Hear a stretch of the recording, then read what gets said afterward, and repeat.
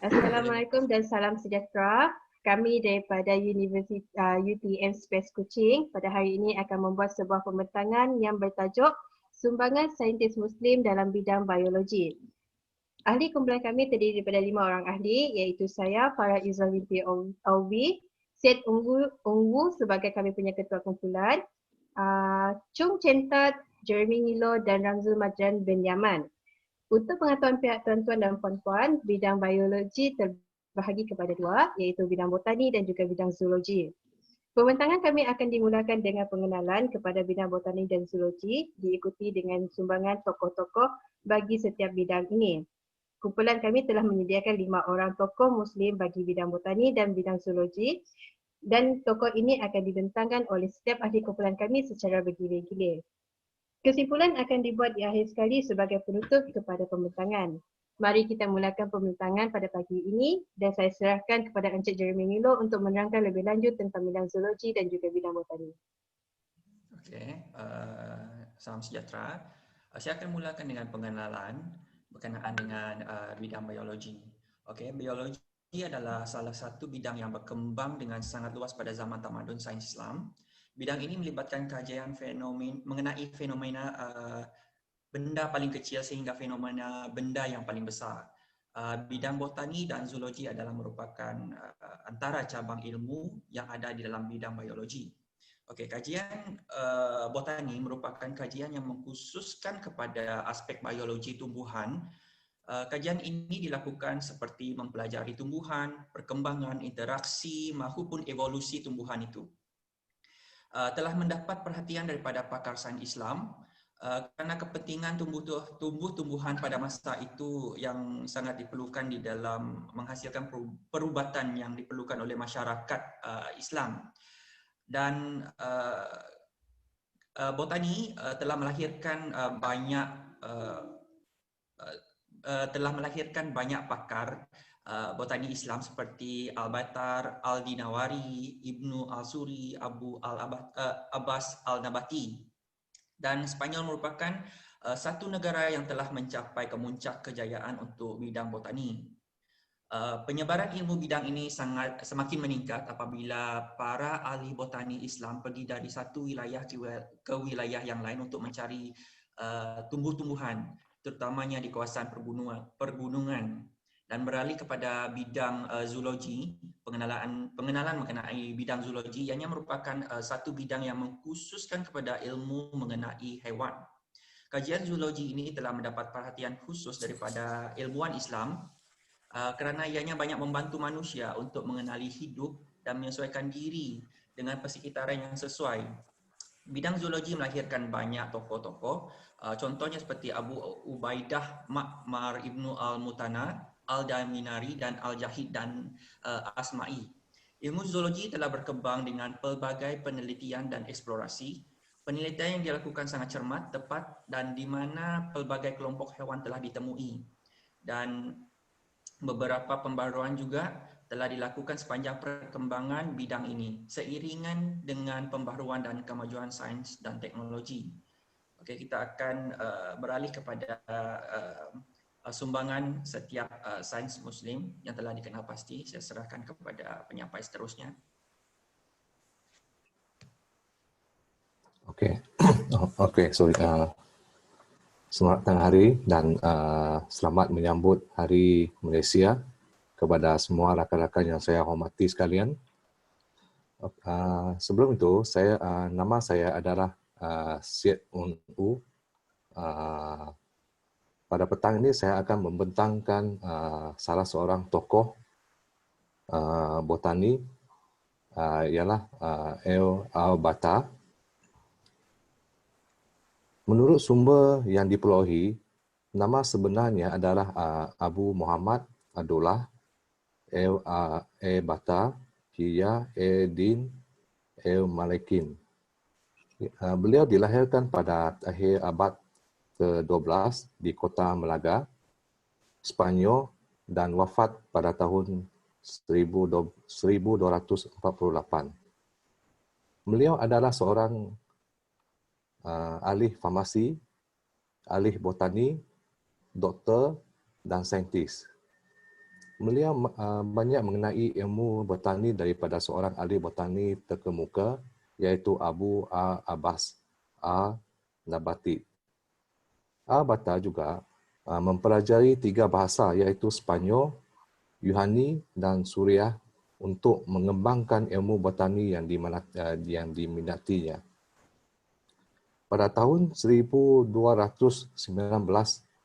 beliau meninggalkan Sepanyol untuk ekspedisi mencari ragam tumbuhan dan mengeksplorasi sepanjang pantai utara Afrika dan Asia Timur jauh. Menurut sumber, pada tahun 1224, beliau bekerja untuk Al-Kamil, yang merupakan gubernur Mesir dan menyertai setiap perjalanan Al-Kamil dalam meluaskan kekuasaan hingga ke Damaskus.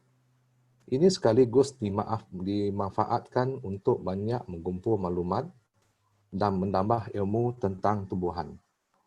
Semasa beliau tinggal di Suriah, beliau berkesempatan mengadakan penelitian tumbuhan di tempat yang sangat luas dan jauh dari lokasi termasuk Saudi Arabia dan Palestina. Seterusnya saya akan bincangkan sumbangan Al-Bata.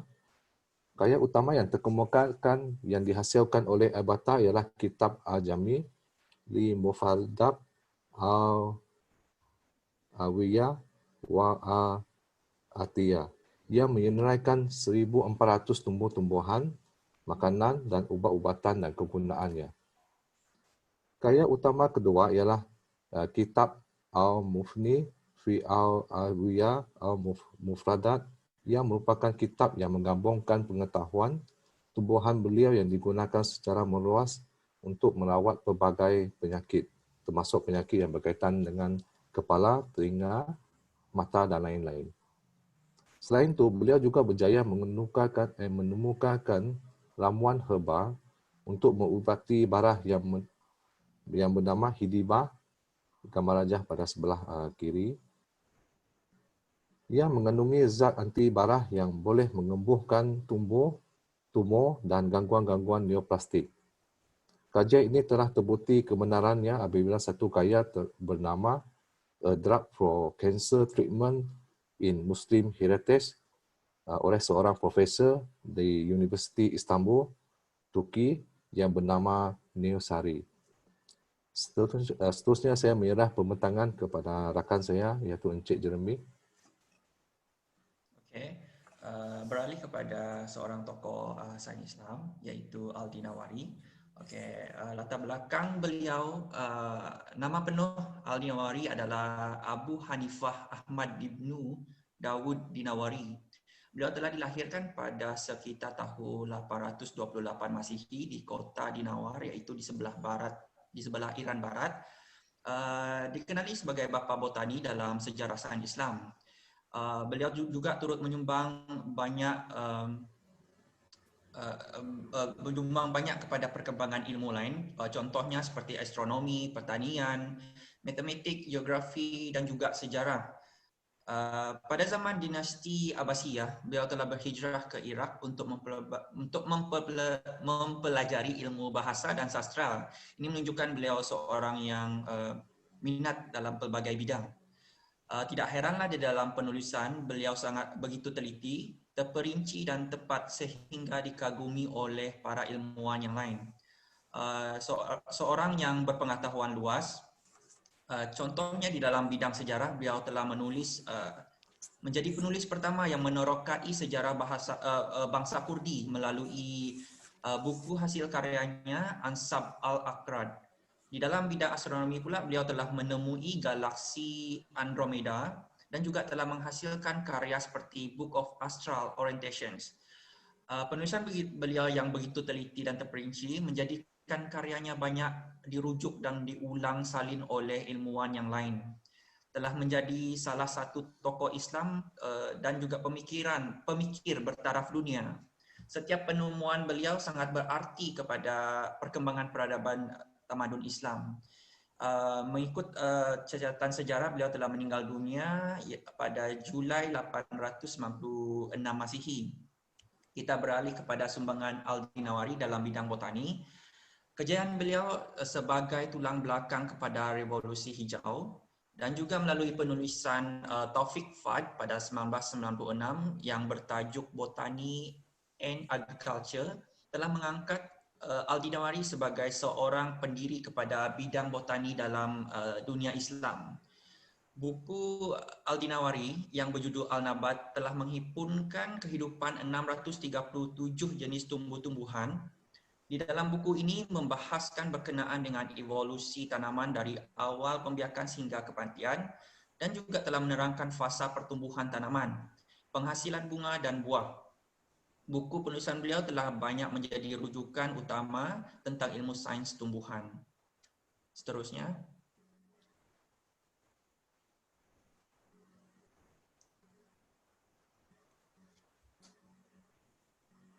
Seterusnya adalah tokoh musim yang ketiga, Ibnu Al-Suri atau nama sebenarnya sebagai Rashidun Al-Suri telah lahir pada tahun 1177 Masihi dan dibesarkan di Bandar Tyrus, Lebanon, dan yang pada ketika itu di bawah pemerintahan tentera salib.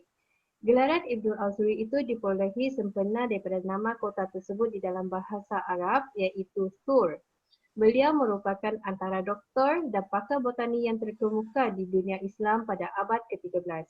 Ibnu Al-Suri telah meninggal dunia pada tahun 1241 Masihi pada usia 64 tahun. Ibnu Al-Suri mendapat pendidikan awal di Tyrus sebelum berpindah ke Damsyik untuk mendalami ilmu perubatan di bawah kendalian Abdul Al-Latif. Setelah itu, beliau telah ditempatkan di Baitul Maqdis sebagai doktor yang pada ketika itu di bawah tampuk pimpinan Ayyubid. Sultan Ayyubid iaitu Sultan Al-Adil yang memerintah Baitul Maqdis pada abad ke-13 telah menjadikan Ibnu Al-Suri sebagai doktor pribadinya dan membawa beliau berpindah ke Kahirah. Selain daripada Sultan Ayyubid Al-Adil, Ibnu Al-Suri juga telah menjadi doktor pribadi kepada putera sultan tersebut iaitu Al-Mu'azzam dan cucunya Al-Nasir Daud yang merupakan gubernur Damsyik. Antara sumbangan Ibnu Al-Suri yang telah diperolehi adalah beliau telah mempelajari tentang tumbuh-tumbuhan di persekitarannya sehinggakan ia menjadi satu kebiasaan kepada Ibnu Al-Suri.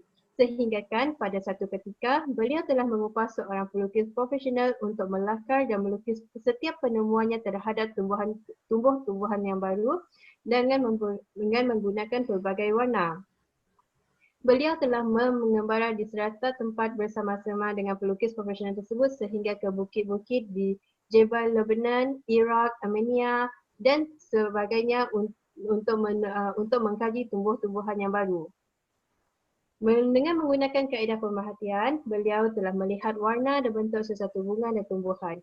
Selain daripada itu, beliau juga memerhati akar tumbuhan tersebut dan membuat ukuran untuk daun, ranting dan seterusnya mengarahkan pelukis profesional untuk menterjemahkan tumbuhan tersebut dalam bentuk lukisan supaya ianya dapat direkodkan. Ibnu Al-Suri telah mengarang sebuah buku yang bertajuk Al-Adwiyah Al-Mufadah.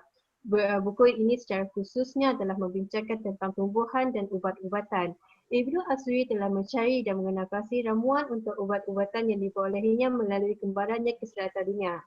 Buku ini sering menjadi rujukan kepada peminat dan penyelidikan tumbuh-tumbuhan disebabkan oleh isi kandungannya yang lengkap dengan maklumat tentang tumbuh-tumbuhan tersebut di samping mempunyai gambar dengan warna-warna yang menarik. Seterusnya saya serahkan kepada Encik Ramzul untuk pembentangan seterusnya. Okey, terima kasih. Assalamualaikum dan salam sejahtera semua. Saya akan membentangkan tajuk berkenaan dengan tokoh Islam iaitu Abu Al-Abbas Al-Nabati. Nama sebenar beliau adalah Ahmad bin Muhammad bin Mufarraj bin Ani Al-Khalil, juga dikenali sebagai Ibnu Al-Rumiyah ataupun Al-Ashab. Beliau merupakan seorang saintis, ahli botani, ahli farmasi dan ahli teologi. Beliau lahir pada tahun 1166 di Seville di Andalusia, Spanyol sekarang, dan meninggal dunia pada 1240.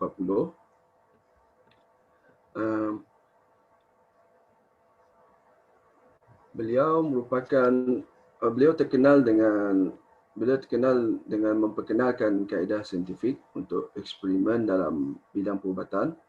Tekniknya seperti memisahkan laporan yang sahih dan juga tidak sahih, membawa kepada perkembangan dalam bidang perubatan. Satu info yang menarik, beliau adalah merupakan guru dan juga rakan kepada Ibnu Al-Baitar. Pada permulaan zaman beliau sendiri tersebut, Al-Nabati selalu mengembara terutama sekali ke Afrika Utara, Levant dan Iraq untuk melanjutkan pelajaran, dan pada penghujung usianya banyak menghabiskan masa di Alexandria dalam bidang botani terutamanya lah. Dari segi keagamaan pula, beliau pada mulanya mengikuti mazhab Sunni Islam, namun kemudian beliau beralih kepada sekolah Zahir yang dia anggap sebagai orang ramai sebagai ajaran yang fanatik. Namun apa-apapun itu adalah pendapat beliau sendiri, dan kita fokuskan saja kepada ilmu botani tersebut. Dari segi sumbangan beliau pula, sekembalinya ke Andalusia, beliau telah mengarang karyanya yang terkenal yang dikenali sebagai Botanica Journey, iaitu buku mengenai spesies tumbuhan dan ramuan yang berdasarkan pemerhatiannya ketika merantau dalam menuntut ilmu di seluruh dunia. Beliau juga telah menterjemah buku penulisan oleh Pedanius Dioscorides yang bertajuk Materia Medica. Ulasan Al-Nabati dalam buku tersebut penuh ilmiah dan penuh maklumat kerana beliau berjaya menterjemah buku tersebut di samping menambah baik kandungan buku berdasarkan ilmu pengetahuan dirinya sendiri.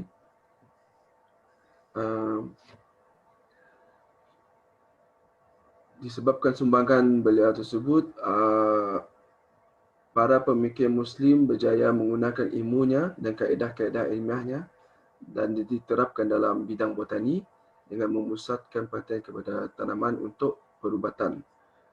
Daripada terlalu bergantung kepada trial and error ataupun khabar angin, Al-Nabati percaya teknik empirikal dan eksperimen saintifik harus digunakan untuk menguji keberkesanan tanaman bagi tujuan perubatan. Itu saja untuk Abu Al-Abbas Al-Nabati, dan sekarang saya serahkan kepada sahabat saya, Chung Chentat. Terima kasih Ramzu. So saya akan present untuk saintis Al-Ghafiqi. Nama penuh beliau ialah Abu Ja'far Muhammad Ibnu Qasim Ibnu Aslam Al-Ghafiqi. Beliau merupakan seorang ahli ubat-ubatan dan juga dikenali sebagai salah seorang ophthalmologi, iaitu berkaitan dengan bidang mata, yang berasal daripada Andalusia, iaitu Spanyol. Kitab beliau Al-Adwiyah Al-Mufrada telah menjadi rujukan oleh pakar-pakar yang lain dalam bidang botani. Dalam kitab ini, beliau telah kitab ini telah mengandungi maklumat-maklumat yang penting tentang berlainan jenis tumbuh-tumbuhan yang mengandungi lebih kurang 50 buah jenis pokok dan buah-buahan. Kitab ini juga mengandungi pengetahuan yang penting seperti ilmu yang mengenai bidang perubatan, dan kitab ini telah menjadi rujukan oleh pakar-pakar yang lain dalam bidang ini. Penghasilan kitab tentang tumbuh-tumbuhan yang dibuat oleh Al-Ghafiqi inilah telah diakui sebagai karya yang sangat membanggakan umat Muslim. So, seterusnya saya akan present pasal sumbangan Al-Ghafiqi. Yang pertamanya, penerbitan kitab Al-Adawiyah Al-Mufradah, iaitu kitab yang saya beritahu tadi. Dia mengandungi maklumat-maklumat yang penting tentang berlainan jenis tumbuh-tumbuhan dengan pelbagai jenis ubatan yang sangat penting lah. Yang semua maklumat ini telah diperolehinya dari wilayah Sepanyol dan Afrika. Dengan ini, beliau juga telah mengumpul, mengaji, dan mengelaskan berbagai jenis tumbuh-tumbuhan yang dikajinya dalam 3 jenis bahasa, yaitu bahasa Arab, bahasa Latin, dan bahasa Baba. Beliau turut menyumbang dalam bidang farmakologi dan farmasi, di mana ia telah meliputi kemajuan ilmu tentang kuantiti, komposisi, pengambilan ubat, dan cara menyimpan ubat-ubatan. Dengan ini, penggunaan ubat-ubatan yang berkesan dengan kuantiti yang optimal telah membantu dalam pengawalan sumber ubat-ubatan. Maklumat berkenaan telah dicatatkan dalam kitab Al-Adawiyah Al-Mufradah, dan risalah tersebut telah memaparkan tentang pendekatan mengenai ubat-ubatan dan dalam aspek metodologi, eksperimen, dan juga observasi dalam farmakologi dan farmasi dan juga kimia. Dan ia telah menjadi rujukan oleh pakar-pakar yang lain. Itu saja sumbangan Al-Ghafiqi.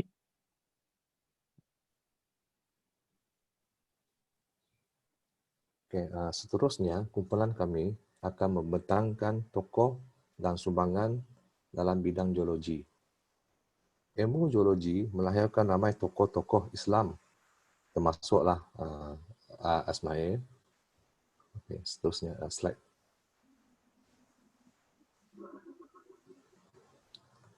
Oke, menurut sumber, nama sebenarnya adalah Al-Balid Al-Quraid Al-Asmail, atau dikenali sebagai Asmail, merupakan tokoh Islam yang terkemuka dalam bidang geologi.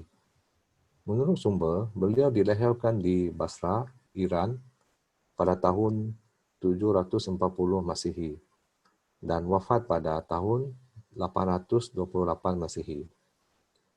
Beliau merupakan seorang peologis yang menyumbang sumbangan berharga dalam bidang geologi, botani, dan penjagaan haiwan. Dari segi sumbangan, terdapat pelbagai karya telah dihasilkan oleh Asmail, termasuk kitab Al-Kalib, kitab Al-Iblir, kitab Al-Shah, kitab Al-Far, dan kitab Kalab Al-Isan. Buku terakhirnya tentang astronomi manusia yang mengkaji manusia untuk membuktikan pengetahuannya yang mendalam dan memuas mengenai bidang geologi tersebut. Oleh itu, beliau telah diangkat menjadi saintis pertama yang mempelajari anatomi manusia. Beliau minat dalam pembiakan kuda dan unta, mendorong kepada hasil kerja saintifik bersistematik oleh orang Arab seawal abad ke-7. Ketika pemerintahan Khalifah Umayyad, pengkelasan dan sifat haiwan dan tumbuhan dikaji dan dirakamkan oleh beberapa pakar sains Hasil kajian Asma'iyah amat popular ketika abad ke-9 dan ke-10. Seterusnya, saya menyerahkan pembentangan kepada rakan saya, Encik Jeremy.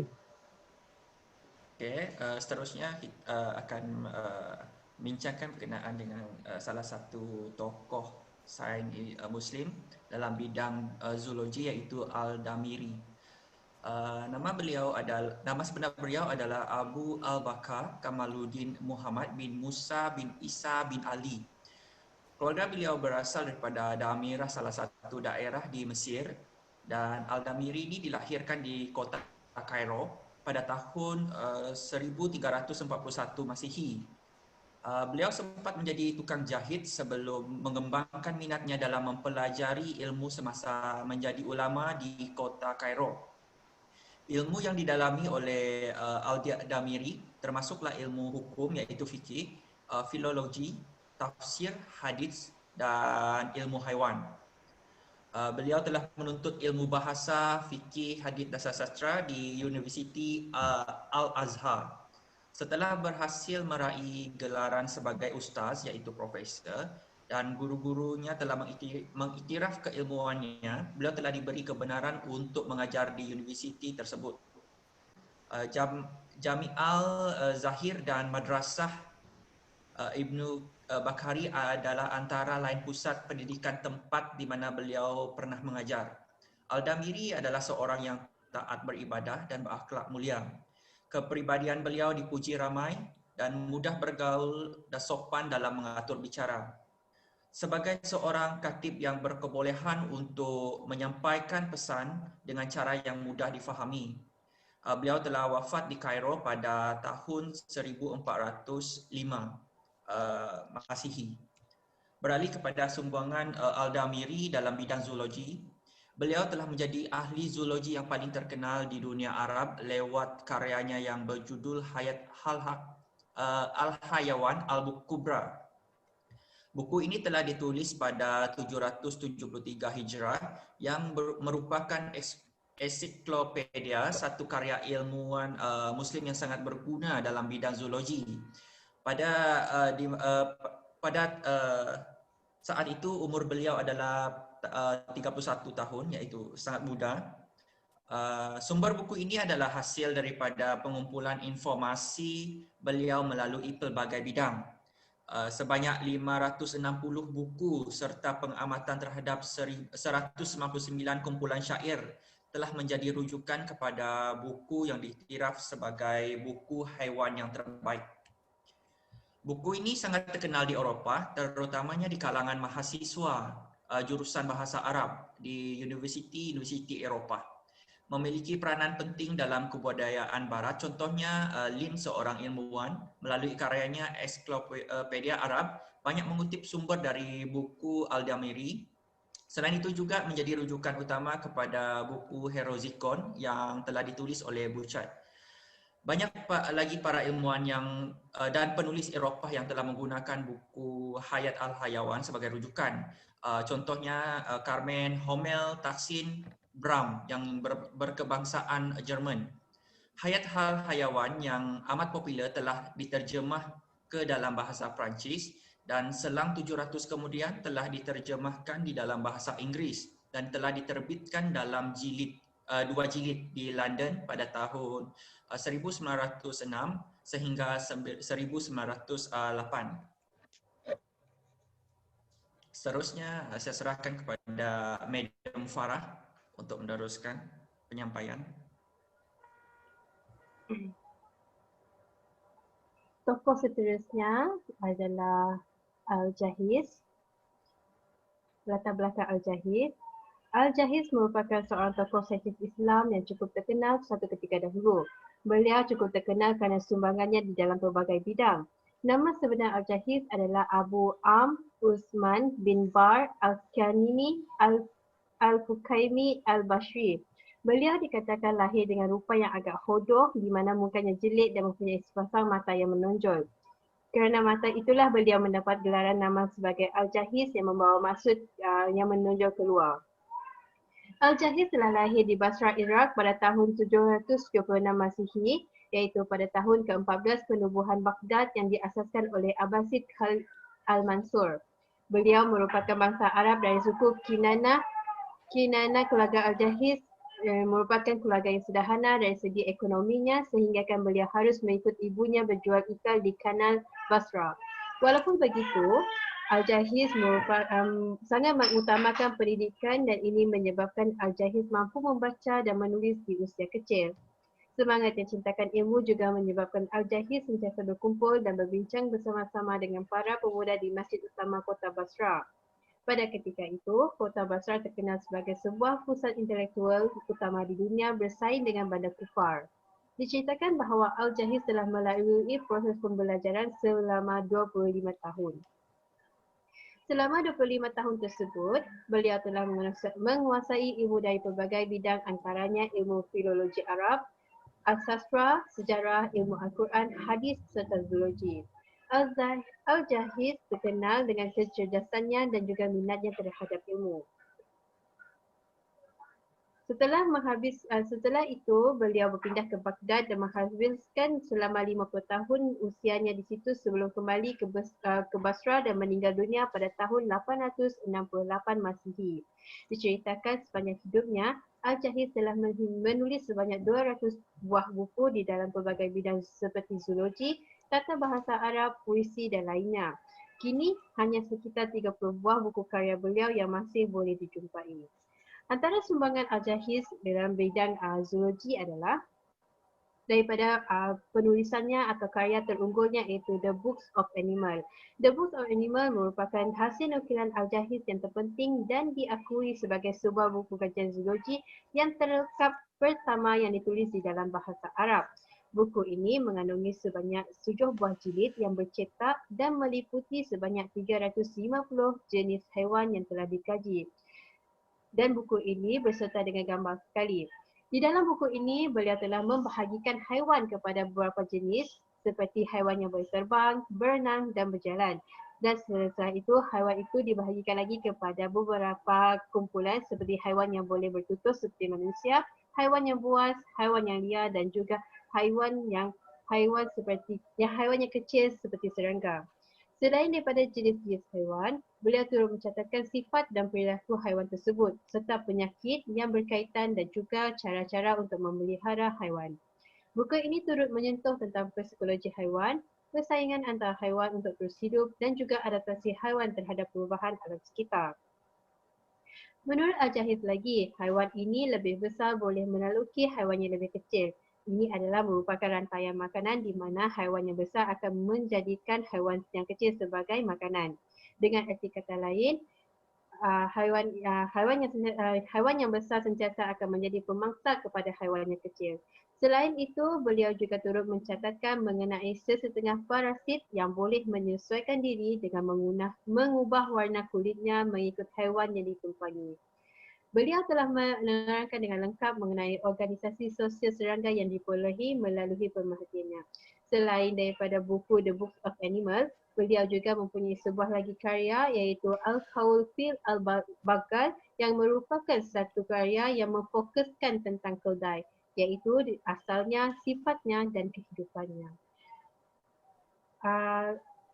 Seterusnya, ini adalah merupakan karya-karya Al-Jahiz yang boleh diperolehi. Next slide. Ini merupakan antara karya-karya Al-Jahiz yang masih diperolehi sehingga kini.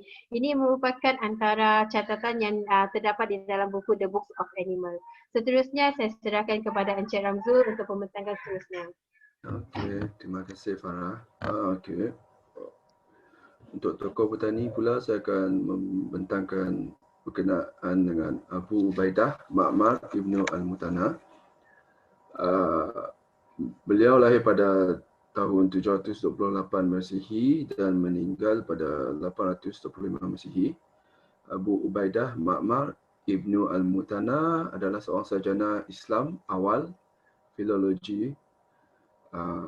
Beliau merupakan tokoh kontroversi kepada segelintir para sejarawan di mana ulama bernama Ibnu Qutaybah menyatakan bahawa Abu Ubaidah membenci orang Arab, walaupun sezamannya masih menganggapnya sebagai sarjana yang paling baik untuk zaman mereka.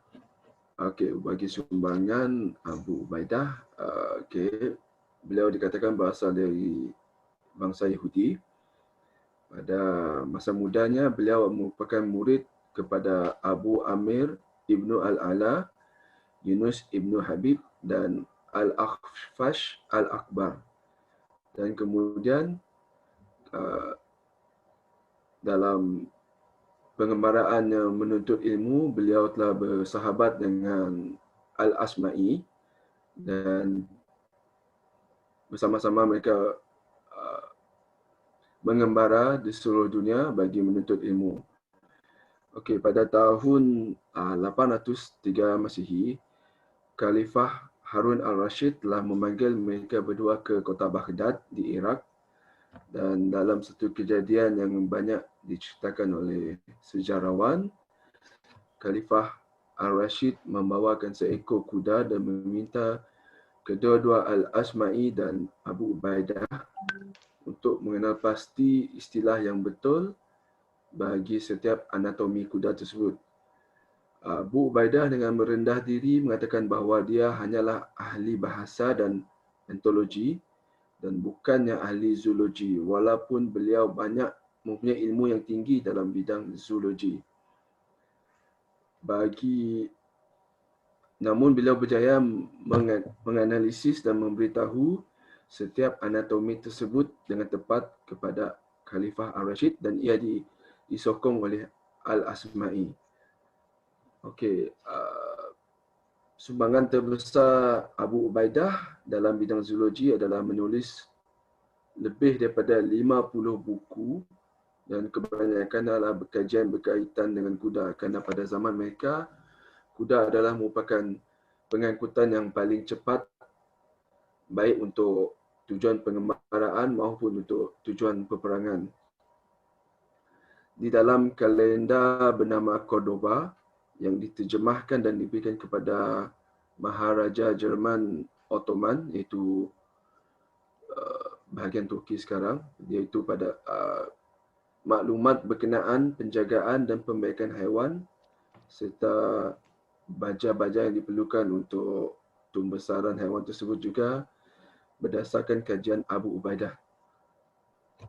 Beliau merupakan salah satu sarjana yang terpelajar dan berwibawa pada zamannya, terutama sekali dalam bahasa Arab, barang antik dan juga penceritaan sejarah-sejarah tanah Arab tersebut. Al-Jahiz menganggap Abu Ubaidah sebagai cendekiawan yang paling terpelajar dalam semua cabang pengetahuan manusia, manakala Ibnu Hisham menerima tafsirannya walaupun terdapat petikan di dalam kitab Al-Quran. Dikatakan menurut satu sumber, walaupun Abu Ubaidah tidak dapat membaca satu ayat Al-Quran tanpa melakukan kesalahan dalam ucapannya, beliau tetap dianggap sebagai ahli bahasa, ahli linguistik bagi ayat-ayat tersebut. Okey, judul-judul karyanya sebanyak 105 jilid telah diterjemah oleh Fihris Ibnu Al-Nadim dan juga Ibnu Al-Athir serta Abu Al-Farash Al-Isfahani. Daripada sumbangan-sumbangan beliau tersebut dapat ditunjukkan bahawa zoologi itu hanyalah sebahagian kecil ilmu yang dipelajarinya, namun beliau terkenal dalam bidang zoologi walaupun bidang sebenar beliau adalah ilmu bahasa dan ontologi. Okey, untuk tokoh seterusnya saya serahkan kepada saudara Chung Chen Tat.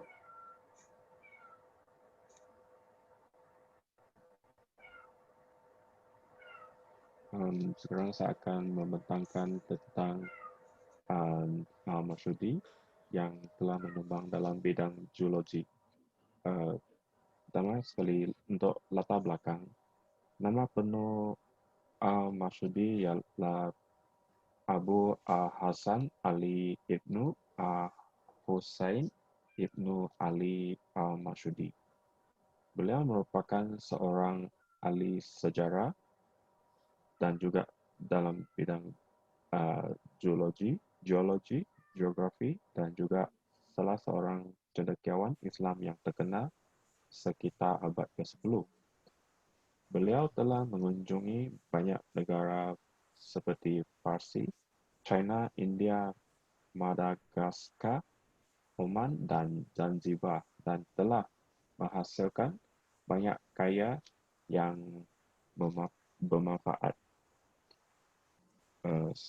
Di samping itu, Al-Masyudi juga telah dikenali sebagai Herodotus dan Plinius oleh masyarakat Arab disebabkan kepakarannya dan ilmunya dalam membuat revolusi ilmu sejarah. Menurut buku berjudul Al-Masyudi and His World, beliau dilahirkan pada tahun 283 Hijrah ataupun 895 Masehi di kota Baghdad, yaitu terletak di Irak, dan beliau telah meninggal dunia di Fustat, yaitu bertempat di Mesir pada tahun 345 Hijrah ataupun 956 Masehi. Untuk pengetahuan, Al-Masyudi berketurunan Arab, yaitu keturunan Abdullah bin Mas'ud yang merupakan salah seorang sahabat Nabi Muhammad. Untuk sumbangan Al-Masyudi dalam bidang geologi, Al-Masyudi telah menyumbang dalam bidang geologi dengan menggambarkan persekitaran dan situasi di India. India merupakan salah satu negara yang pernah beliau pergi, dan disinilah beliau telah menyumbang kepada bidang geologi. Itu beliau telah menggambarkan keadaan pesisiran pantai Bombay melalui karyanya. Antaranya, bahan penyelidikan beliau di India ialah gajah, merak, kakak tua, oren, dan kelapa, yang mengandungi hubungan kait antara binatang dan juga persekitaran. Dan kajian beliau juga fokus terperinci di kawasan-kawasan Makran, Sindh, dan juga pantai barat India. Selain itu, Al-Masyudi telah berpendapat dan menyokong teori determinisme alam sekitar. Beliau berpendapat bahawa faktor persekitaran seperti iklim dan persekitaran mempunyai hubungan kait rapat antara planet dengan tingkah laku manusia dan juga kehidupan. Contohnya, matahari dan bulan dikatakan mempengaruhi nasib dan hidup manusia dan juga kehidupan yang terletak di sanalah, di mana contohnya manusia dari utara yang berbakat tinggi, di mana manusia dari selatan yang lebih suka dengan keadaan aman. Itulah saja sumbangan Al-Masyudi. So, selepas itu saya akan serahkan kepada rakan saya untuk kesimpulan.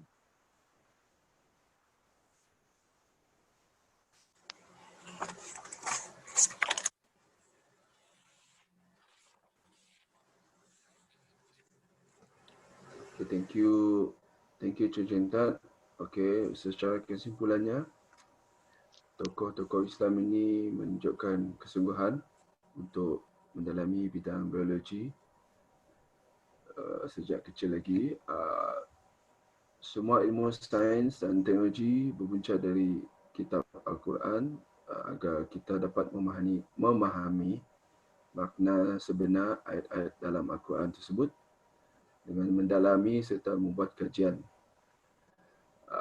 Sains dan teknologi Islam adalah berdasarkan kepada kewujudan Allah agar kita dapat mendalami ilmu botani dan zoologi ini demi menjadikan sebagai satu tanggungjawab untuk memastikan kehidupan yang lebih sempurna dan selesa bagi manusia